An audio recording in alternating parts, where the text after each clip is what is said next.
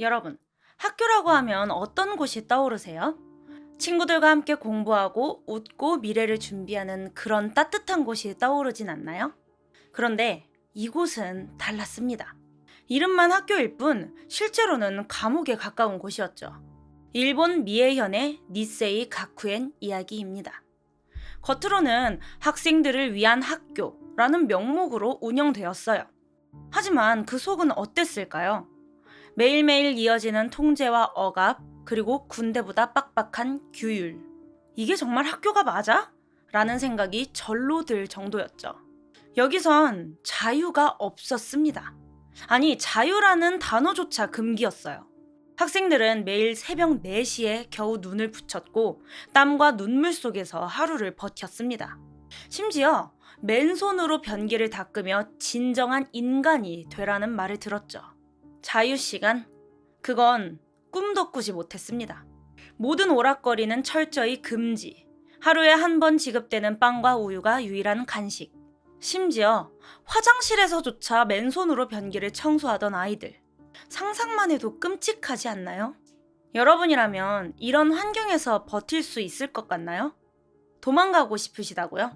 안타깝지만 학교는 첩첩산중에 있었고 탈출 자체가 불가능했어요. 도망치다 잡히면 더 큰 벌이 기다리고 있었으니까요.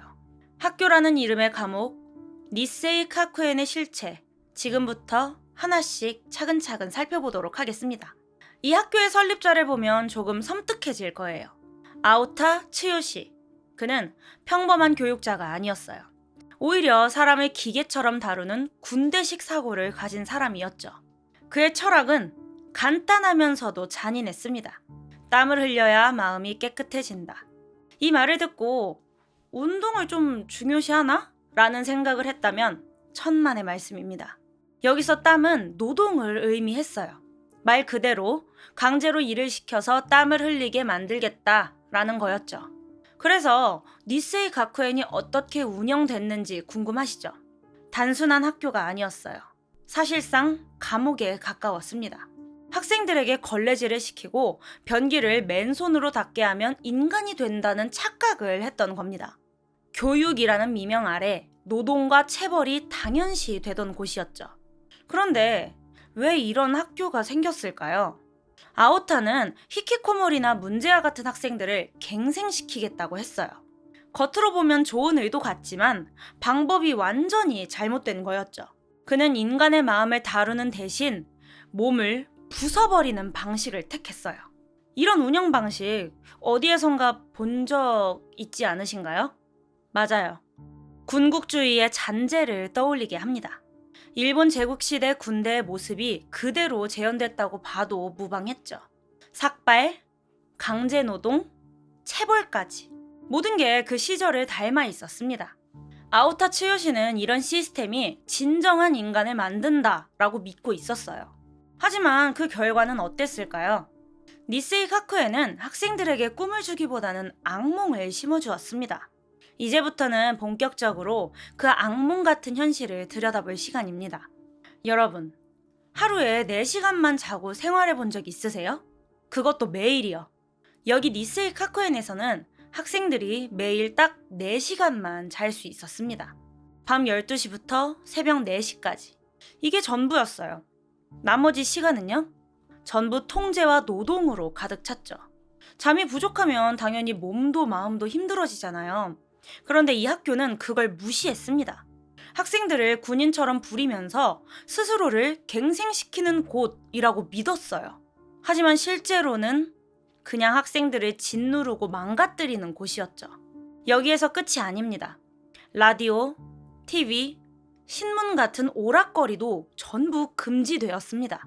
학생들에게는 단 1분의 자유시간조차 허락되지 않았어요. 심지어 하루에 한 번 주는 우유와 빵 외에는 간식조차 먹지 못했습니다. 학교에서의 즐거움 같은 건 꿈도 못 꿨죠.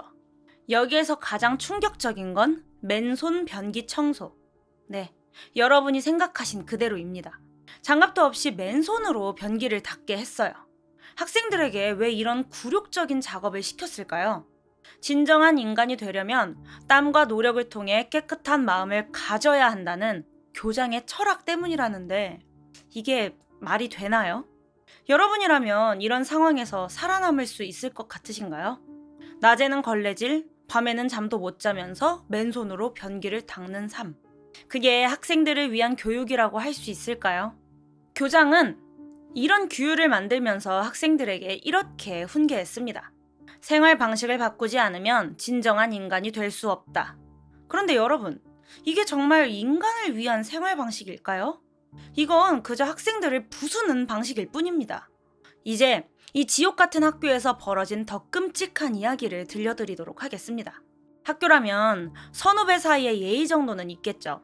그런데요, 니세이 가쿠에는 이게 보통 수준을 넘어선 곳이었습니다. 여기는 그냥 군대도 아니고 완전히 계급 사회였어요. 학생들이 노예, 평민, 영주로 나뉘어서 생활했다고 합니다. 벌써 이상하시죠? 1학년은 노예, 이름 그대로입니다. 학교의 모든 허드렛 일은 물론 2학년과 3학년의 지시를 무조건 따라야만 했어요. 2학년은 평민, 노예보다는 나았죠. 마지막으로 3학년은 영주, 학교 안에서 모든 권력을 가진 왕 같은 존재였습니다. 이 계급체제가 얼마나 무서웠냐면요, 노예는 영주의 눈에 띄는 행동조차 못했어요. 심지어 숨을 쉬는 것도 조심스러웠다는 말이 있을 정도였죠. 이런 상황에서 폭력이 없었을 리가 없겠죠. 선배들에게 구타당하는 건 일상이었다고 해요. 특히 1학년들은 하루도 빠짐없이 맞았다고 합니다. 맞는 이유요? 그냥 이유 같은 건 필요 없었습니다. 단지 선배가 화가 났다거나 기분이 나빴다는 이유면 충분했죠. 걸레질을 제대로 못했다는 이유로 복도 한가운데서 뺨을 맞고 쓰러지기도 했습니다. 그걸 본 다른 학생들은요?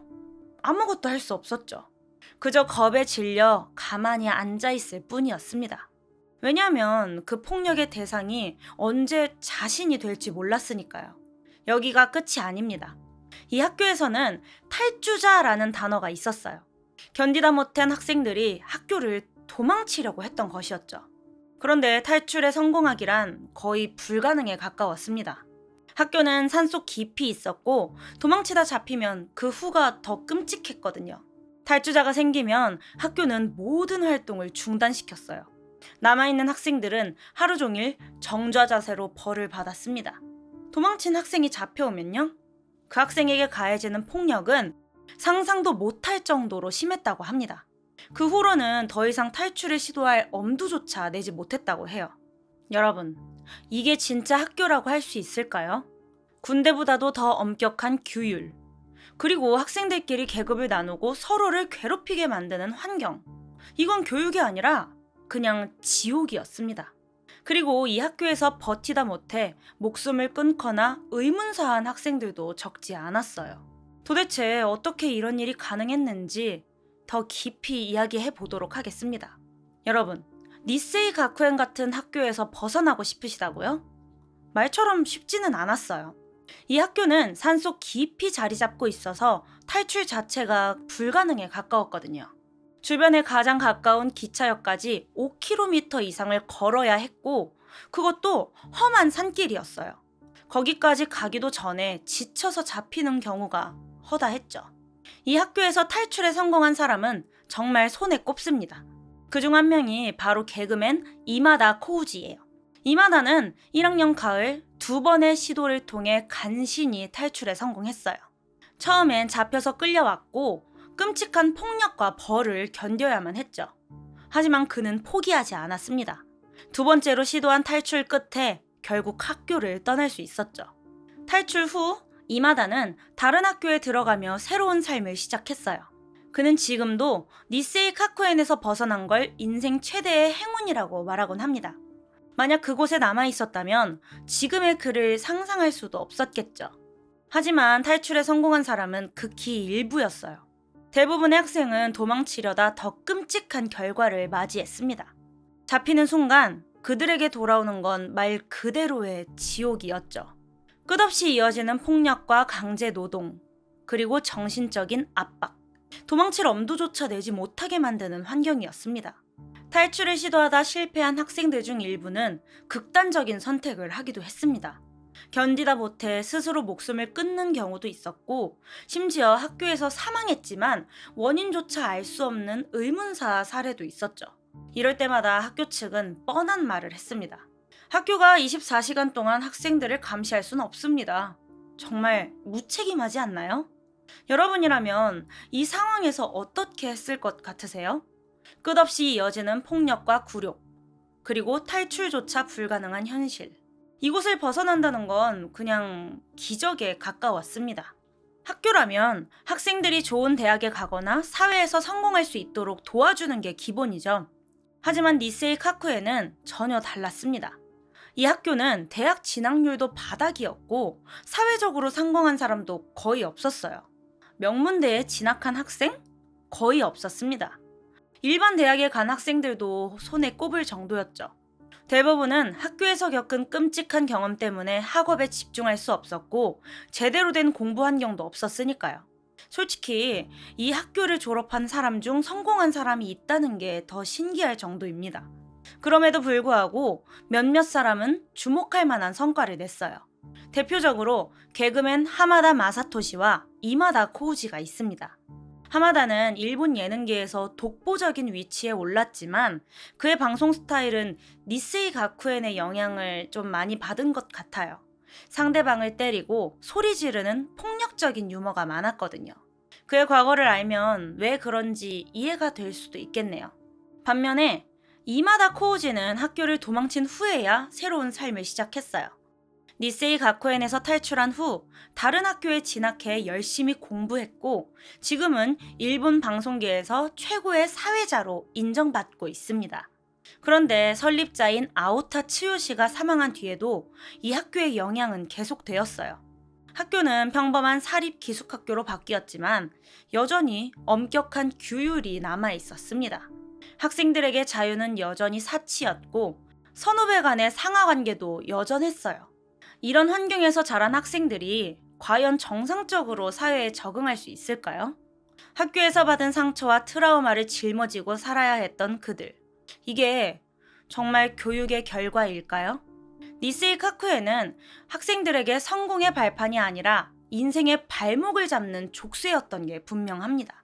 설립자인 아오타 츠요시가 사망한 후 니세이 카쿠에는 말 그대로 평범한 학교로 바뀌었다고들 합니다. 하지만 정말 그럴까요? 아오타가 죽고 나서 학교는 구조를 개편했고 이름도 바꾸었어요. 니세이 가쿠엔 제1고등학교는 사쿠라 가오카 고등학교로, 제2고등학교는 아오야마 고등학교로. 겉보기엔 평범한 기숙학교로 보이지만 그 안에 남아있는 규율과 문화는 여전히 엄격했습니다. 예를 들어 학생들은 여전히 기숙사 생활을 강제받고 외출은 철저히 제한됩니다. 응급 상황이나 방학이 아니면 나갈 수조차 없어요. 스마트폰 같은 전자기기도 사용 시간이 제한되어 있죠. 특히 SNS에 학교 관련 내용을 올리다 걸리면 중징계가 기다리고 있다고 합니다. 이쯤 되면 감시와 통제는 여전하다고 봐야겠죠. 그럼 학생들이 이런 환경을 받아들였을까요? 아니요. 이젠 시대가 바뀌었잖아요. 과거처럼 어감만으로는 통하지 않는 겁니다. SNS 시대에 학생들은 자신들의 목소리를 내기 시작했어요. 학교 규율에 반발하며 숨겨진 문제를 외부에 알리는 경우도 생겼습니다. 물론 설립자 생전에 비하면 체벌이나 노동 강도가 줄어든 건 맞아요. 하지만 선후배 간의 상하 관계는 여전히 강하게 남아 있습니다. 학생들 사이에선 지금도 선배에게 인사를 철저히 해야 하고 만약 이를 어기면 암묵적인 괴롭힘이 이어질 수도 있다고 하죠. 이 학교는 과거의 악몽에서 완전히 벗어나지 못했습니다. 겉모습만 바뀌었을 뿐 그 뿌리는 여전히 남아있는 거예요. 시대가 바뀌면서 조금씩 변화하는 것 같지만 니세이 가쿠엔의 어두운 과거는 쉽게 사라지지 않을 것입니다. 여러분, 니세이 가쿠엔에서의 하루는 어땠을 것 같으세요? 상상만으로 숨막히는 그곳에서 학생들은 아침부터 밤까지 정말 기상천외한 일정을 버텨야만 했습니다. 아침은 보통 해 뜨기 전부터 시작되었어요. 알람 소리 대신 선배들의 고함 소리가 기상 신호였죠. 일어나자마자 시작된 건 청소였습니다. 복도부터 화장실까지 걸레질은 기본이었고 이 모든 과정에서 조금이라도 태도가 느리거나 부족해 보이면 바로 폭력이 따라왔습니다. 공부가 끝나면 바로 야간 자습, 자정이 넘어서야 겨우 침대에 눕게 되었죠. 하지만 불편한 잠자리는 물론 언제 또 선배들에게 깨질지 모른다는 불안감 속에서 제대로 쉴 수 있는 학생은 거의 없었어요. 그럼에도 불구하고 이 학교에서도 작은 희망들이 있었습니다. 학생들끼리 몰래 나누던 간식, 교실 뒤편에서 주고받던 위로의 한마디가 그들에게는 큰 힘이 되었죠. 어떤 학생들은 서로를 지켜주기 위해 목소리를 내기도 했습니다. 물론 이런 행동은 큰 위험을 감수해야만 했지만요. 니세이 가쿠에는 일본 교육계에 깊은 상처를 남겼습니다. 스파르타식 교육이 얼마나 비인간적이고 파괴적인 결과를 초래하는지를 보여준 사례로 여겨졌죠. 하지만 역설적으로 니세이 가쿠엔의 사례는 일본 교육의 개혁을 촉발시키는 계기가 되기도 했습니다. 체벌과 폭력적인 기숙사 생활에 대한 사회적 비판이 커지면서 많은 학교들이 학생 인권을 더 신경 쓰게 된 거죠. 하지만 여러분, 과연 이런 변화가 니세이 가쿠엔에서 희생된 학생들에게는 어떤 의미였을까요? 그들이 겪은 고통과 상처는 결코 쉽게 치유될 수 없는 것들이었겠죠. 이 이야기는 단순히 과거의 한 학교에 대한 이야기가 아닙니다. 인간성을 무시한 교육이 가져오는 결과에 대한 경고이기도 했죠. 여러분이 만약 니세이 가쿠엔 같은 학교에 들어가게 된다면 과연 견뎌낼 수 있을까요? 하루에 4시간밖에 못 자고 매일 반복되는 노동과 폭력 속에서 버텨야만 한다면요. 상상만으로 숨막히지 않나요? 니세이 가쿠에는 일본 사회의 어두운 면을 적나라하게 드러낸 상징 같은 존재입니다. 과거 일본이 지닌 군국주의적 문화와 강압적인 교육 방식, 그리고 이를 당연시했던 사회적 분위기까지요. 물론 시간이 흐르면서 니세이 가쿠에는 조금씩 변했습니다. 이제는 평범한 학교로 바뀌었고 학생들의 인권도 많이 개선되었다고 합니다. 하지만 과거의 흔적이 완전히 사라졌을까요? 그곳에서 상처받은 사람들, 그리고 여전히 남아있는 엄격한 규율 속에서 살아가는 학생들을 생각하면 정말로 변했다 라고 말할 수 있을까요? 지금 구독하지 않으면 더 중요한 사건들을 놓칠지도 몰라요. 바로 구독하고 확인하세요.